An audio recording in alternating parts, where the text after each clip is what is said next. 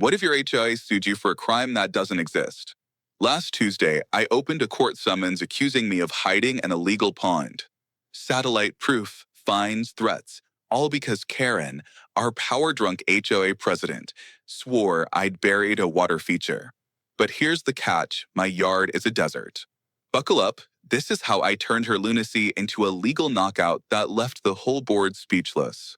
Tuesday morning started like any other day in our quiet suburban neighborhood of Maplewood Heights. I was sipping my coffee, checking emails when I spotted an official-looking envelope wedged between my usual stack of bills and grocery store flyers. The return address made the legal letter feel like ice water down my spine. Whitfield and Associates Legal Services. I'd heard that name whispered in hushed tones around the neighborhood, usually followed by stories of expensive legal battles and families forced to sell their homes. My hands trembled slightly as I tore open the envelope, expecting maybe a cease and desist letter about my slightly overgrown lawn or the small crack in my driveway that I'd been meaning to fix. What I found instead made me question whether I was still dreaming. The bold header read notice of violation and pending litigation in an intimidating legal font. Below that, in smaller but equally serious text, it stated that I, Marcus Chin, was in direct violation of Maplewood Heights HOA Section 47, the regarding unauthorized water features and pond construction. The letter claimed I had constructed an unregistered farm pond on my property without proper permits, environmental assessments, or HOA approval. I sat down my coffee cup with shaking hands and read the document again, convinced I must have misunderstood something fundamental. The accusations were specific and detailed, citing measurements, estimated water capacity, and potential environmental impact assessments. According to Karen Whitfield's legal filing, my property contained a substantial water feature that posed risks to neighborhood drainage systems and violated multiple community covenants. The letter demanded immediate remediation, which included draining the pond, restoring the land to its original state, and paying significant fines for environmental and aesthetic violations. But here's the thing that made this entire situation surreal. My bone-dry backyard laughed at the accusation. I don't have any water feature whatsoever. My backyard is nothing but a modest patch of brown grass, a few scattered oak trees, and the occasional dandelion that somehow survives my terrible gardening skills. Walking to my back door, I stepped outside and surveyed my property with fresh eyes, wondering if somehow I'd missed a massive water feature in my yard. The January morning was crisp and clear with frost still clinging to the dead grass and bare tree branches.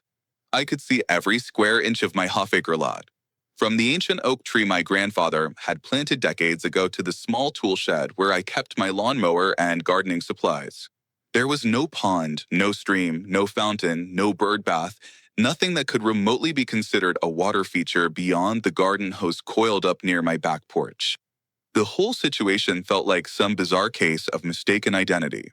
Except the legal documents listed my correct address, property tax ID number, and even my full legal name spelled correctly. Someone had made a massive error. But the precision of the legal language suggested this wasn't just a simple administrative mistake. Why target me? My modest yard held no pond, but maybe it held something far more valuable to someone like Karen. When I opened the attached file on my laptop, I nearly spat coffee all over my screen. Karen had included what she called irrefutable photographic evidence of my supposed violations. The attachment contained a high-resolution satellite image from Google Earth, clearly showing my property from above with a suspicious dark blue-green area highlighted in bright yellow. The image was annotated with arrows, measurements, and official-looking stamps that made it appear legitimate and scientific.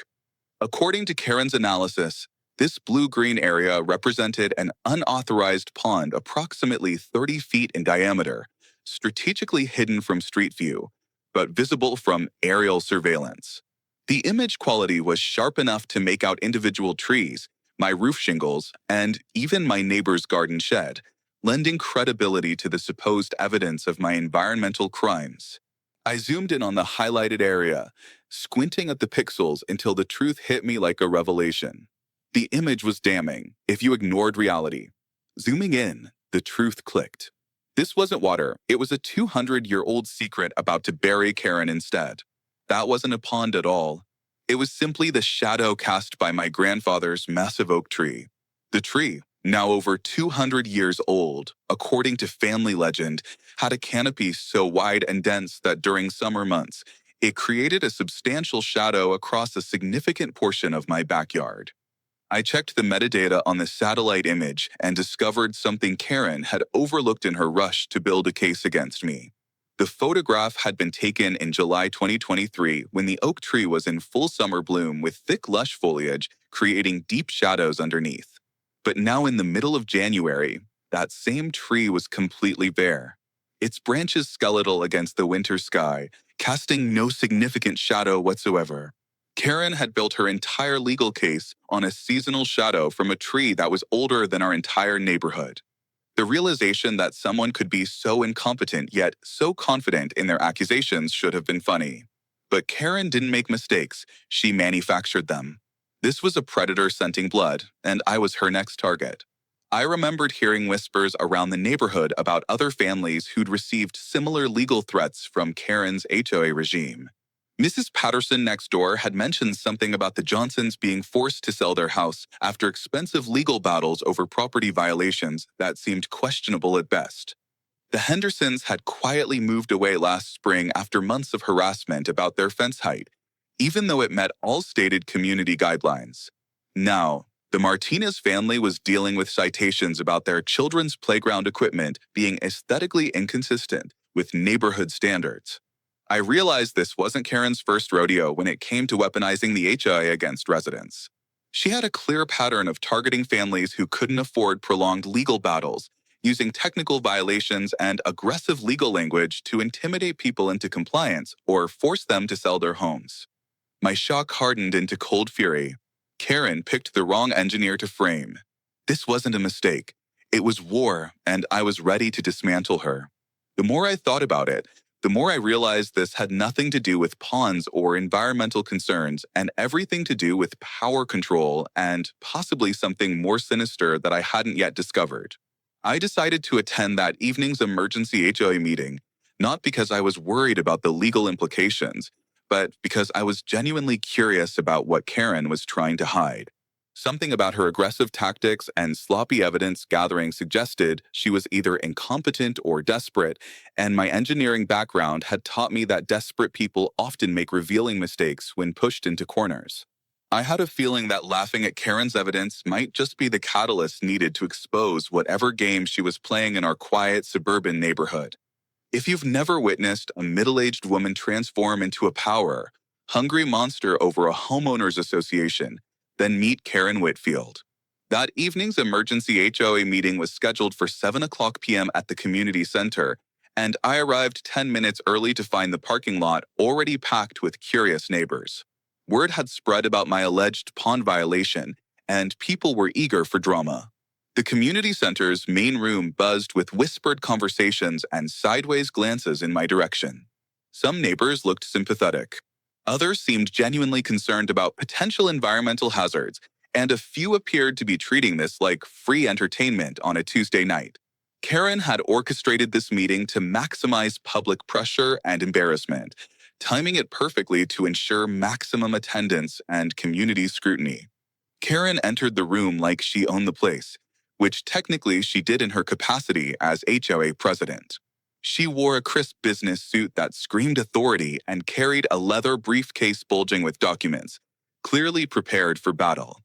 Her graying hair was pulled back in a severe bun, and her expression radiated the kind of confidence that comes from someone who's never been seriously challenged in their little kingdom. Behind her walked two other board members, Dave Murphy and Janet Stevens, both looking uncomfortable and avoiding eye contact with the growing crowd. Karen set up her presentation materials with military precision, arranging a laptop, laser pointer, and a stack of printed documents on the front table.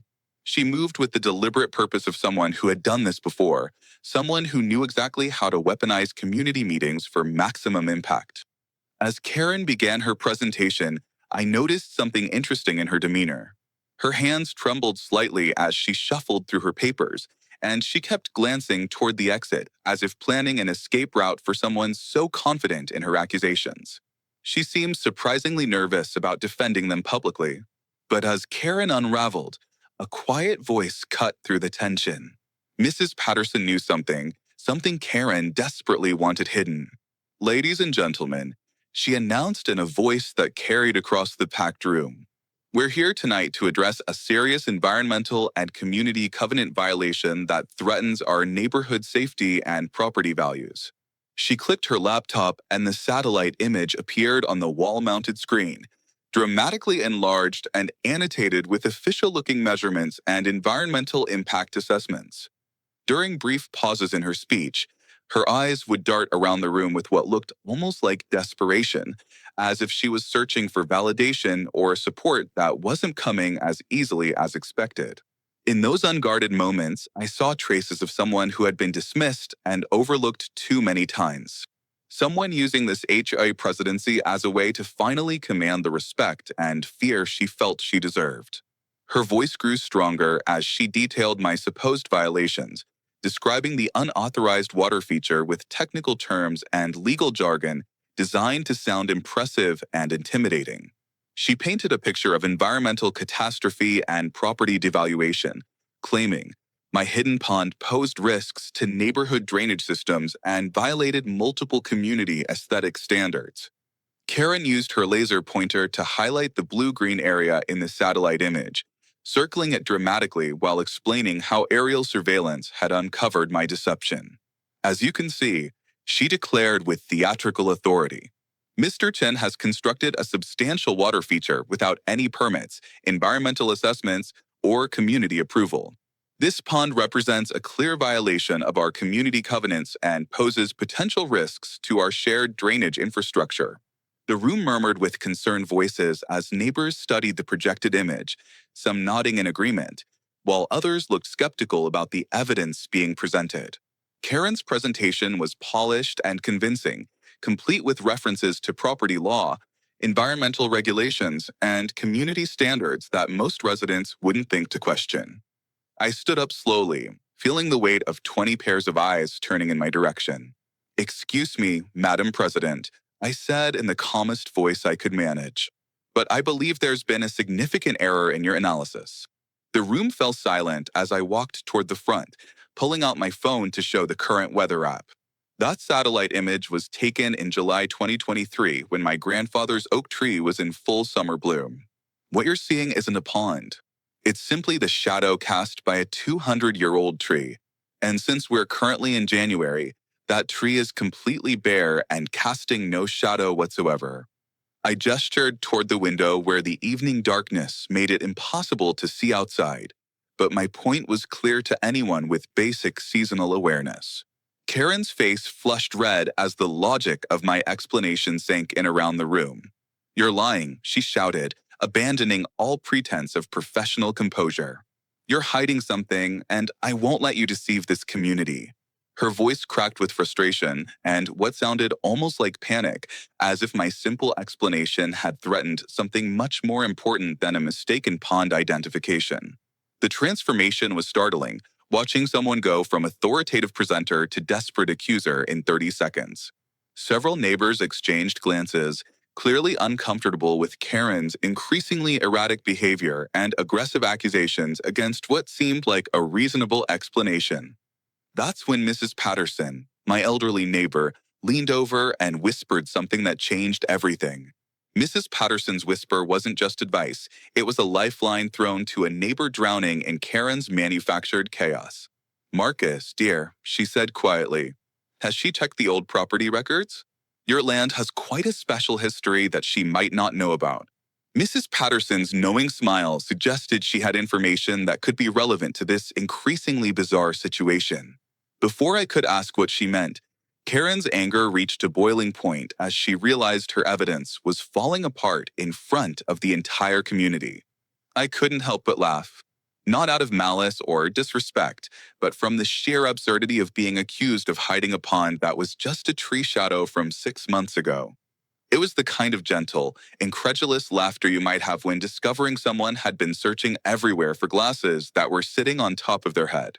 Madam President, I said with a smile.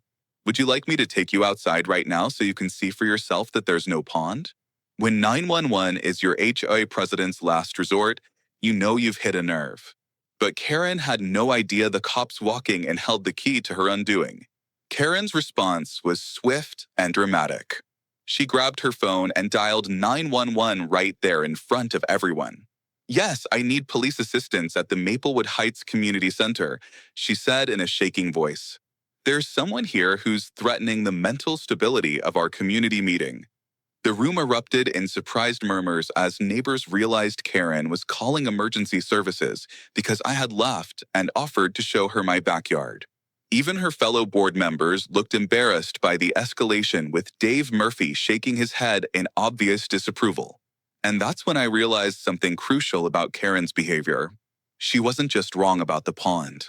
She was terrified of something, but it wasn't the non-existent water feature that had her so desperate and defensive.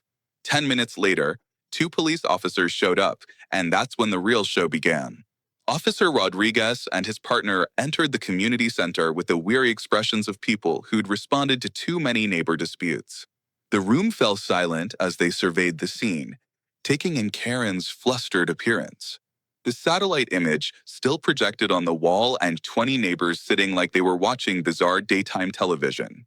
Rodriguez, a stocky man in his 40s with graying temples, had the patient demeanor of someone who learned that most HOA emergencies weren't emergencies. His partner looked like he was trying not to roll his eyes at whatever dispatch had told them about this call.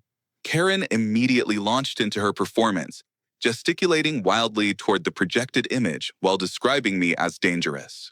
Officers, this man has constructed an illegal pond without permits. And when I presented evidence, he began laughing in a threatening manner that disrupted our proceedings and created intimidation. She spoke in rapid, breathless sentences that made her sound increasingly unhinged. Rodriguez listened patiently while taking notes, occasionally glancing at me with mild amusement. Karen continued her dramatic monologue, claiming I was part of some elaborate environmental cover-up designed to deceive the community and violate regulations. Officer Rodriguez asked to see the evidence, and Karen eagerly pointed to the satellite image with renewed confidence. As you can see, this aerial photograph shows the unauthorized water feature hidden behind his house. He's concealed it from street view, but satellite surveillance doesn't lie. She clicked through printed copies of the same image, each annotated with colored markers and official-looking stamps she'd added for legitimacy. Rodriguez studied the images carefully, his expression growing more skeptical with each additional piece of evidence from Karen's overstuffed briefcase. I raised my hand politely and asked if I could invite everyone outside to examine my property directly. Officers, I'd be happy to show you my backyard right now so you can see there's no pond, no water feature, and no environmental violations. The suggestion seemed reasonable, and Rodriguez nodded approvingly while Karen's face grew visibly pale at the prospect of reality testing her evidence.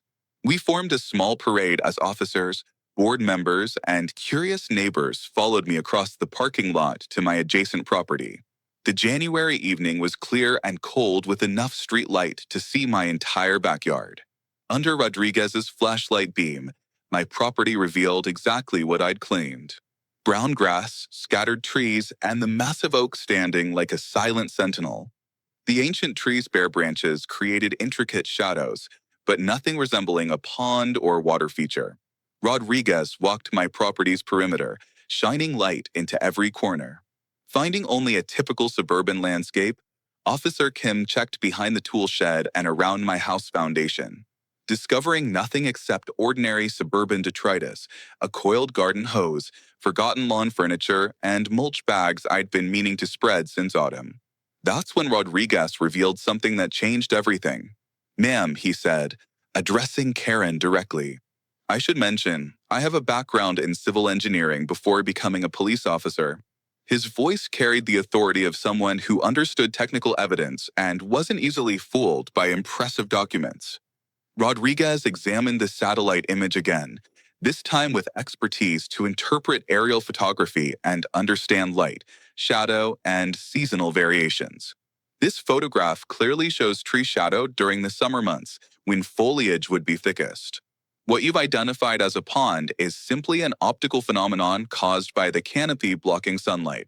Since I realized this wasn't a simple misunderstanding anymore, Karen's aggressive insistence, despite clear evidence, made me genuinely curious about her real motives.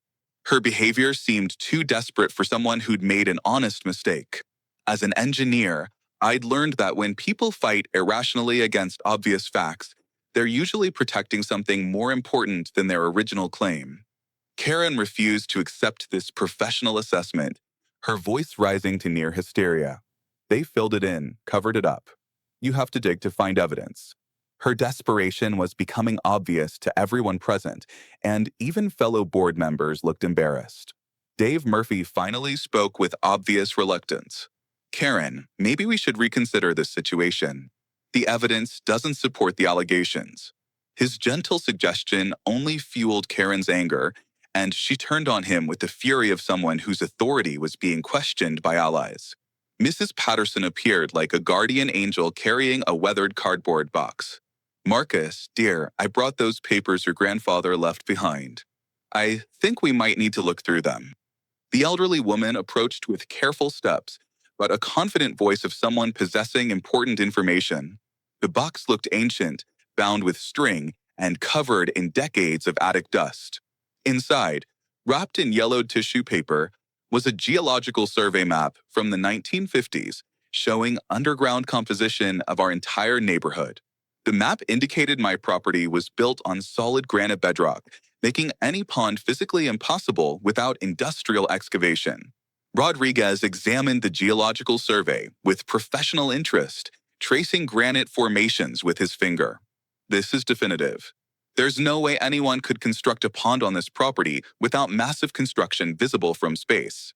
His technical assessment effectively ended any remaining credibility Karen had regarding environmental accusations. Karen's face went white as her carefully constructed case disintegrated before the entire community. Rodriguez looked at Karen with obvious irritation. Ma'am, would you like me to write a report about misuse of emergency services? His question hung like a threat, and Karen's bravado finally crumbled under official scrutiny. Karen turned and walked away without another word, leaving fellow board members to make awkward apologies. The investigation was over, but something told me this war was just beginning, and I was getting more curious about what Karen was hiding. That night, I couldn't sleep. Not because I was worried, but because I was curious. What was Karen hiding? My engineering mind had been trained to solve problems systematically, and Karen's behavior presented a fascinating puzzle that didn't add up. Normal people don't launch aggressive legal campaigns over tree shadows, especially when presented with clear evidence of their mistake. They apologize, maybe laugh at themselves, and move on with their lives.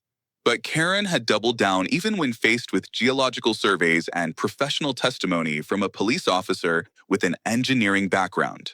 Her desperation suggested this wasn't about ponds or environmental concerns. It was about something much more significant that I hadn't discovered yet. As I lay in bed staring at the ceiling, I realized that approaching this like an engineering problem might reveal whatever Karen was trying so hard to conceal.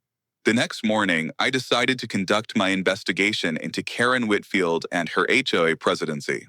A few Google searches revealed some interesting patterns in her approach to community leadership. Over the past 18 months, Karen had initiated legal proceedings against 7 different families in our neighborhood, each case involving technical violations of community covenants that seemed questionable at best. The Johnsons had been sued over a fence that was allegedly 2 and 2 tall. Despite multiple measurements proving it met stated guidelines, the Hendersons faced months of harassment about their children's swing set being aesthetically inconsistent with neighborhood standards, even though identical playsets existed in other yards.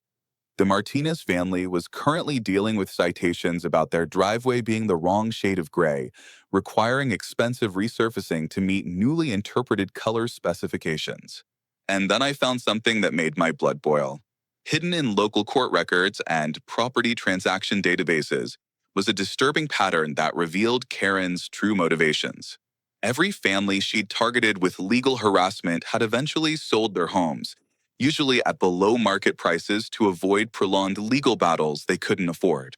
The buyers in each case were investment companies with names like Maplewood Development LLC and Suburban Growth Partners, corporate entities that purchased distressed properties for renovation and resale. What made this particularly infuriating was the complete lack of due diligence Karen had shown before launching her pond investigation, suggesting she was either incompetent or operating with ulterior motives that had nothing to do with community welfare. But what I discovered next transformed my irritation into genuine anger and determination to expose whatever scheme Karen was running. Through property records and business registration databases, I traced the ownership of those investment companies back to their parent corporation, Whitfield Holdings LLC. The primary shareholder and managing partner was listed as Robert Whitfield, Karen's husband, who had been quietly acquiring properties in our neighborhood through a systematic campaign of legal intimidation orchestrated by his wife's HOA presidency. Karen's environmental crusade was a spreadsheet, and her next target? It was already highlighted. They had developed a profitable system where Karen would target vulnerable families with expensive legal challenges, forcing them to sell their homes at discounted prices to Robert's companies, which would then flip the properties for substantial profits. As I reflected on Karen's background, pieces of the puzzle began falling into place. During her presentation at the HOA meeting, I had noticed moments when her confident facade slipped, revealing someone who seemed desperate to prove her authority and competence. A little more research revealed that Karen had been terminated from her previous law firm, Morrison and Associates, for falsifying property survey documents in a commercial real estate deal. The termination had been kept quiet to avoid damaging the firm's reputation, but court records showed Karen had been sanctioned by the State Bar Association for professional misconduct.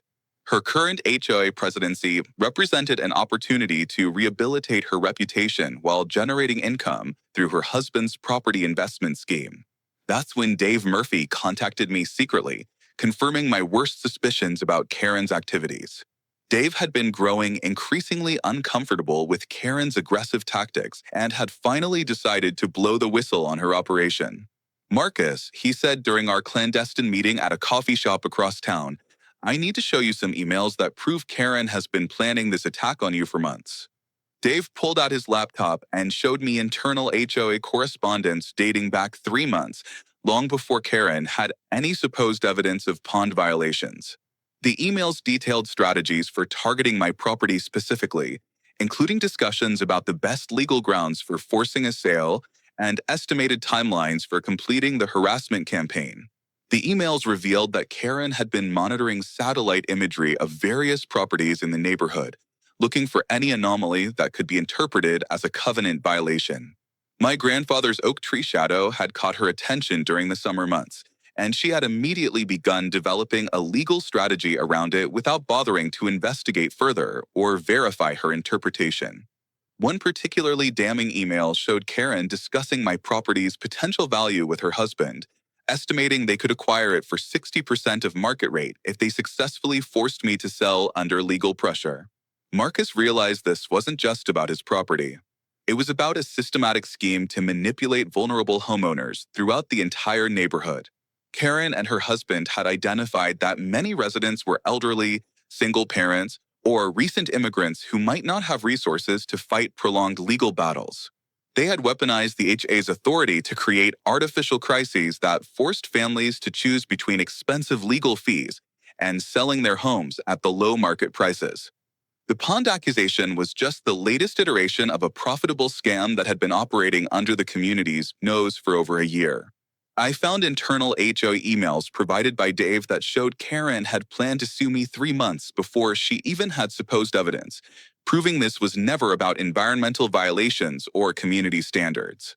The emails discussed timelines, legal strategies, and profit projections with the cold calculation of people running a business rather than protecting a community. One message thread showed Karen and Robert discussing which properties to target next, rating them based on owner vulnerability and potential profit margins, like they were managing an investment portfolio. Karen had the media. I had granite bedrock and a phone. What happened next didn't just clear my name, It ignited a wildfire. The next morning, Karen launched her counterattack, and this time she brought the media with her, transforming our neighborhood dispute into a public relations war that would test everything I'd learned about her true motivations. I woke up to find 3 news vans parked outside my house, and the headline on my phone made my stomach drop. Engineer accused of concealing illegal construction project. Karen had spent the night working her media contacts, spinning the story to make me look like an environmental criminal who was deceiving the community. The local Channel 7 news crew was setting up equipment on my front lawn while reporters from 2 newspapers were interviewing neighbors who looked confused about the sudden media attention. Karen stood at the center of it all, dressed in a professional blazer and speaking into microphones with the confidence of someone who had prepared talking points. She painted herself as a concerned community leader fighting to protect neighborhood safety and property values against my alleged deception and environmental violations. The news coverage was devastating and completely one-sided, presenting Karen's accusations as fact rather than disputed claims. Channel 7's morning segment featured dramatic aerial footage of my property, with an ominous voiceover describing hidden water features that pose environmental risks to the surrounding community. The reporter, a young woman who hadn't done any independent research, repeated Karen's talking points about unauthorized construction and potential drainage problems without mentioning the geological evidence or police investigation that had debunked these claims. Neighbors who had previously been friendly started avoiding eye contact when I walked to my mailbox. And someone had thrown a rock through my front window with a note calling me an environmental terrorist. Mrs. Chen from 2 houses down, who usually waved when she saw me, crossed the street rather than walk past my property during her morning jog. The local grocery store cashier, who had always made small talk, suddenly became cold and professional when she recognized me. Most painful was watching children in the neighborhood being pulled away from playing near my yard by parents who believed I posed some kind of threat to community safety and environmental health. But Karen had made a critical miscalculation by taking our dispute into the public arena, because I had something she didn't expect: the ability to fight back with facts, technology, and transparent communication. I decided to bypass traditional media entirely and take my case directly to social media, where I could present evidence without editorial filtering or sensationalized spin. That evening, I set up my phone camera and began live streaming from my backyard, systematically debunking every claim Karen had made about my property. I walked viewers through my entire yard, comparing the summer satellite image to current winter conditions, explaining the geological survey that proved no pond could exist on granite bedrock, and showing police reports that documented the investigation's findings. The live stream format allowed me to present technical evidence in real time while answering questions from viewers who could see my property conditions directly. I explained the principles of seasonal shadows, showed the oak tree's bare winter branches, and demonstrated how Google Earth summer imagery had created the optical illusion that Karen had misinterpreted as a water feature. I held up the geological survey map, pointing out granite formations that made pond construction impossible without industrial equipment that would have left obvious traces. Most importantly, I displayed screenshots of the internal HOA emails that Dave Murphy had provided, showing Karen's premeditated plan to target my property for financial gain rather than legitimate environmental concerns. The response was immediate and overwhelmingly supportive, with viewers sharing their own experiences of HOA, harassment, and property disputes.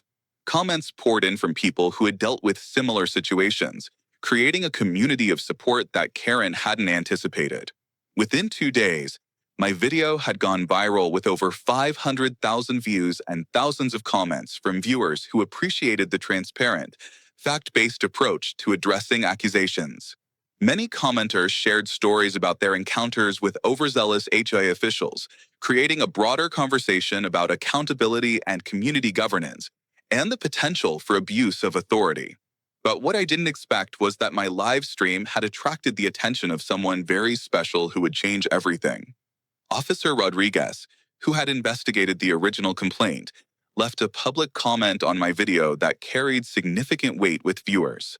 I was the responding officer. I examined the property personally. There is no pond, no water feature, and no environmental violations. The satellite image shows a tree shadow, nothing more. His professional endorsement gave my video credibility that Karen's media campaign couldn't counter, and news outlets began picking up the story from a different angle that was far less favorable to Karen's version of events. An investigative journalist from the regional newspaper contacted me after watching the viral video, revealing that they had been researching property investment schemes in suburban communities. Marcus, the reporter said during our phone conversation, your situation fits a pattern we've been tracking across multiple HOA communities.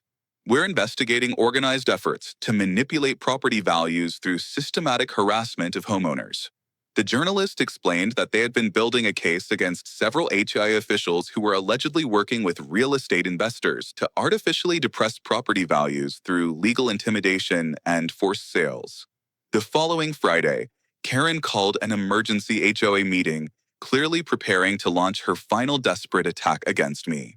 She had probably hoped that media pressure and community ostracism would force me to back down or sell my property. But instead, my transparent response had turned public opinion in my favor. Karen brought a drill, promising proof. What it unearthed wasn't water, it was her downfall. The emergency meeting felt like Karen's last chance to reassert control over the narrative before her entire scheme collapsed under scrutiny. I had a feeling that whatever Karen was planning for Friday night would either make or break her entire operation, and I was prepared for whatever desperate measures she might attempt. Friday night's emergency HOA meeting would go down in neighborhood history, not because Karen won, but because of how spectacularly she destroyed herself in front of everyone who mattered. The community center was packed beyond capacity with standing room only and people spilling out into the hallway. Word had spread about the media coverage, my viral live stream, and the brewing controversy that had divided our normally quiet suburban community. Karen had expected this to be her moment of triumph, where community pressure would force me to admit wrongdoing and accept whatever settlement she demanded. She arrived 30 minutes early with a rented drilling truck parked outside, apparently planning some kind of dramatic demonstration that would vindicate her accusations and restore her authority over the neighborhood. Karen entered the meeting room like a general preparing for battle, accompanied by two men in coveralls whom she introduced as environmental testing specialists hired to conduct emergency soil analysis. She had transformed the front of the room into what looked like a courtroom complete with an easel displaying enlarged satellite photos, a table covered with official-looking documents, and a microphone system that would amplify her voice to every corner of the packed room. Her confidence seemed restored after days of negative publicity, suggesting she believed this final gambit would settle the dispute in her favor once and for all. Behind her walked Dave Murphy and Janet Stevens, both looking increasingly uncomfortable with Karen's escalating tactics and the media attention that had made their quiet HOA board positions suddenly very public and controversial. Ladies and gentlemen, Karen announced with theatrical authority, tonight, we're going to settle this matter definitively through scientific investigation that will expose the truth about environmental violations in our community. She clicked her presentation remote, displaying the familiar satellite image on a large screen while the drilling specialists set up their equipment outside the window where everyone could see them. Karen's plan was designed for maximum drama and intimidation. Using the threat of expensive soil testing and potential property damage to pressure me into backing down from my claims, she spoke with renewed confidence about environmental protection, community safety, and the importance of holding violators accountable for their deceptive practices. I remained calm throughout Karen's presentation, having learned from my engineering background that desperate people make critical mistakes when they're trying too hard to prove unprovable claims. I had brought my materials to the meeting. The geological survey from Mrs. Patterson's box, photographs documenting my property's winter conditions, screenshots of the viral live stream comments, and most importantly, printed copies of the internal HOA emails that Dave Murphy had provided showing Karen's premeditated scheme. When Karen finished her dramatic introduction and called for the drilling to begin, I stood up slowly and asked for permission to present alternative evidence before any destructive testing commenced on my property. Madam President, I said in the calmest voice I could manage. Before we authorize expensive drilling that could damage underground utilities and violate city permits, perhaps we should examine some additional evidence that's come to light.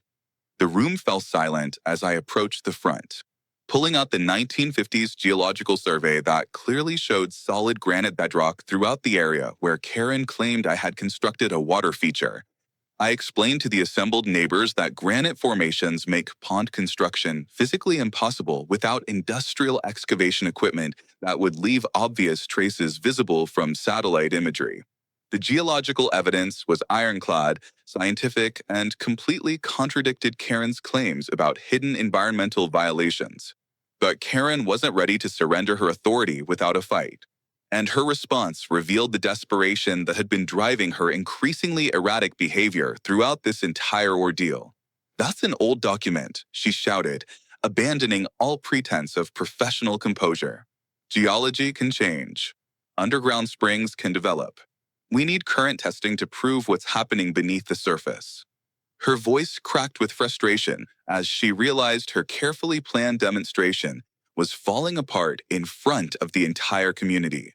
Karen turned to her drilling specialists and ordered them to begin immediate soil testing, apparently hoping that destroying my yard would somehow vindicate her accusations or at least salvage her reputation through displays of decisive action. The drilling proceeded for over 2 hours while the entire neighborhood watched through the community center windows, and every sample brought up nothing but solid granite chips and clay sediment. There was no evidence of water, no signs of previous excavation, no indication that any pond or water feature had ever existed on my property.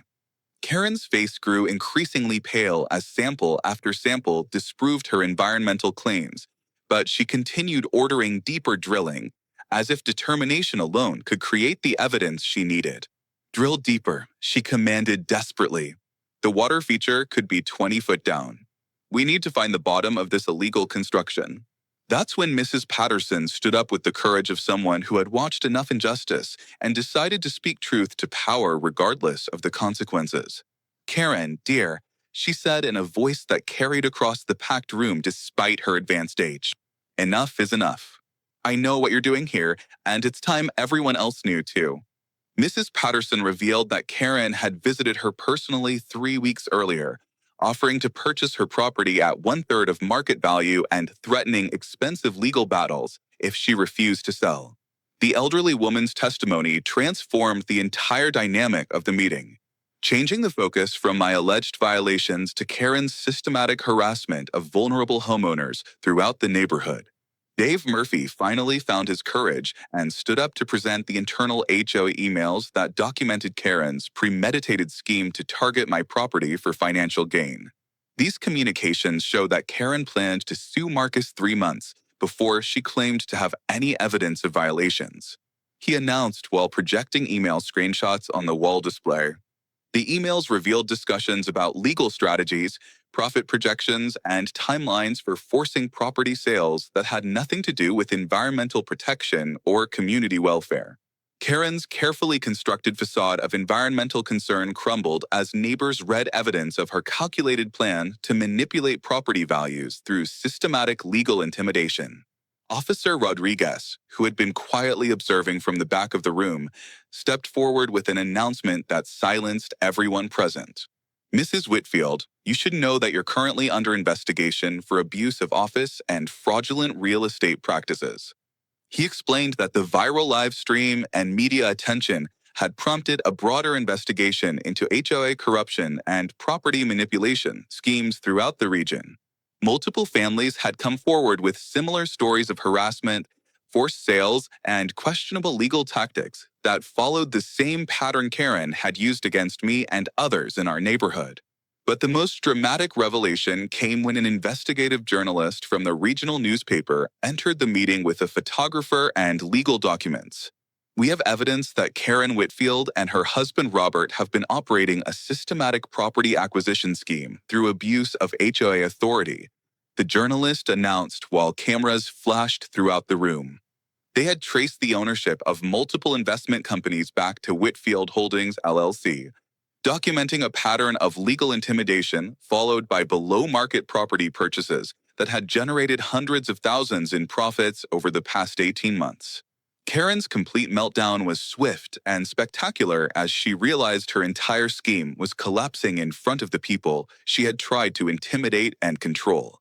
"This is all lies," she screamed, pointing wildly at me, Mrs. Patterson, and anyone else who had spoken against her. Marcus threatened me. He laughed at official proceedings. "Someone call 911 because he's mentally intimidating this community." Her desperate attempt to recreate the previous week's emergency call fell completely flat. As everyone present had witnessed exactly what kind of threat my laughter represented, Officer Rodriguez's response was the moment of perfect justice that everyone had been waiting for. He looked directly at Karen with obvious amusement and said slowly, "Ma'am, you want me to arrest someone for the crime of laughing? This is the second time you've called emergency services because someone found your accusations ridiculous." The entire room erupted in laughter at the absurdity of Karen's complaint, and even her fellow board members were shaking their heads in embarrassment at her behavior. 3 months later, I sat under my grandfather's ancient oak tree, watching a scene that 6 months ago I never could have imagined. The massive drilling equipment was gone, replaced by families enjoying a beautiful spring evening in what had become an impromptu neighborhood gathering space. Children played freely across my property while their parents chatted on folding chairs arranged in the shade of the tree that had started this entire adventure. Karen Whitfield was nowhere to be seen, having been arrested 2 weeks after that final HOA meeting on multiple charges, including fraud, abuse of office, and conspiracy to manipulate property values. Her husband, Robert, faced even more serious federal charges related to their real estate investment scheme, which had affected over 30 families across 3 different suburban communities. The legal consequences for Karen's actions were swift and comprehensive, demonstrating that systematic abuse of HOA authority carries serious criminal penalties when properly investigated. She was sentenced to 18 months in federal prison and ordered to pay restitution exceeding $200,000 to families who had been forced to sell their homes under her harassment campaigns. Robert received a longer sentence due to his role as the financial mastermind behind their property manipulation scheme, and their various investment companies were dissolved with assets frozen to compensate victims. The State Bar Association had permanently revoked Karen's law license, ensuring she could never again use legal expertise to intimidate vulnerable homeowners who couldn't afford to fight back against frivolous accusations. The HOA itself underwent complete restructuring under new leadership that prioritized transparency and accountability over the authoritarian control that Karen had wielded so destructively. Mrs. Patterson, despite her advanced age, had accepted the position of interim president and immediately implemented reforms that required independent verification of all violation claims before any legal action could be taken. The new board established a grievance process that allowed residents to challenge HOA decisions without fear of retaliation, and they hired an independent property management company to handle routine maintenance issues that had previously been subject to Karen's arbitrary enforcement. Dave Murphy remained on the board as a reformed advocate for reasonable community standards rather than the rubber stamp he had been under Karen's regime. But the most satisfying twist came when I discovered the real reason Karen had targeted my property so aggressively, and it had nothing to do with environmental concerns or community aesthetics. While going through my grandfather's papers more thoroughly, Mrs. Patterson and I found a comprehensive land survey from the 1940s that revealed something Karen had discovered through her property research. My half-acre lot sat on a corner location with direct access to the main road, making it perfect for commercial development under the county's updated zoning regulations. A major retail chain had been quietly purchasing properties in our area for a planned shopping center, and my corner lot was essential to their development plans. Karen had learned about the commercial interest through her husband's real estate connections and realized that my property could be worth over $1 million to the right buyer compared to its current residential assessment of around $300,000. Her pond accusation had been a desperate attempt to force me into a quick sale at residential prices, allowing her husband's company to flip the property to commercial developers for enormous profit. The geological survey that had saved me from her harassment also revealed why commercial developers were interested. The solid granite bedrock made my lot perfect for supporting large retail construction without expensive foundation work required in other areas. Instead of selling to developers or Karen's investment scheme, I made a decision that surprised everyone, including myself. I donated the property to the county with the stipulation that it be maintained as a community park dedicated to my grandfather's memory and Mrs. Patterson's courage in exposing Karen's corruption. The ancient oak tree became the centerpiece of Marcus Chin Memorial Park, where neighborhood children could play safely while their parents enjoyed the peaceful setting that my grandfather had loved so much. The phantom pond Karen invented? It drowned her career. The granite she tried to drill through? It became the foundation of our community's new start. The irony wasn't lost on anyone that Karen's aggressive attempt to steal my property had ultimately resulted in it becoming a permanent public space that no developer could ever touch. The transformation of our neighborhood extended far beyond just my property. As Karen's downfall had inspired other communities to examine their own HOA practices more critically, several families who had been forced to sell under Karen's harassment campaigns were able to return to the neighborhood when the investigation revealed their original sales had been completed under duress caused by fraudulent legal threats. The Johnsons bought back their original house from one of Robert's investment companies at a court-mandated price that reflected their forced sale. While the Martinez family received substantial compensation for the unnecessary driveway work they had been compelled to complete under Karen's fabricated color violations, 3 months after the final confrontation, Officer Rodriguez stopped by during one of our weekend community gatherings, still chuckling about the absurdity of Karen's emergency calls. "You know, Marcus," he said while watching children climb the oak tree's lower branches. "In 20 years of police work, you're the first person I've ever met who won a legal battle by laughing. That's gotta be some kind of record." His comment sparked laughter from the assembled neighbors who had all become friends through our shared experience of surviving Karen's tyrannical HOA presidency and the media circus that followed her exposure. Mrs. Patterson, now approaching her 80th birthday, but sharper than ever in her new role as community leader, raised her lemonade glass in a toast that captured the spirit of our victory. "You know what your grandfather used to tell me, Marcus? He said that sometimes laughter is the most powerful weapon against people who take themselves too seriously." Her words resonated with everyone present because we had all learned that humor, truth, and community solidarity could defeat even the most systematic abuse of authority when people find the courage to stand together. Remember that summons for a pond that didn't exist? It wasn't just dismissed. It became the blueprint for taking down an entire corruption ring. And so Karen's phantom pond was officially declared non-existent. But the friendships, justice, and laughter that emerged from her failed scheme proved to be more real and powerful than anything she had ever tried to control or destroy. Karen learned the hard way: come after an engineer with fake evidence, and we'll dismantle your lies bolt by bolt. Bullies count on silence. Give them laughter and proof. Have you ever felt trapped by someone abusing their authority over you? That sick feeling when a boss, HOA, president, or official threatens you with consequences you can't afford to fight. You're not powerless. Marcus proved that regular people like us can expose bullies using simple tools, phones, public records, and neighbors who've had enough. I write these stories because I've been there too, watching injustice happen while feeling helpless. If this gave you hope that truth wins, please like and subscribe to Harper Stories for more real victories against everyday tyrants.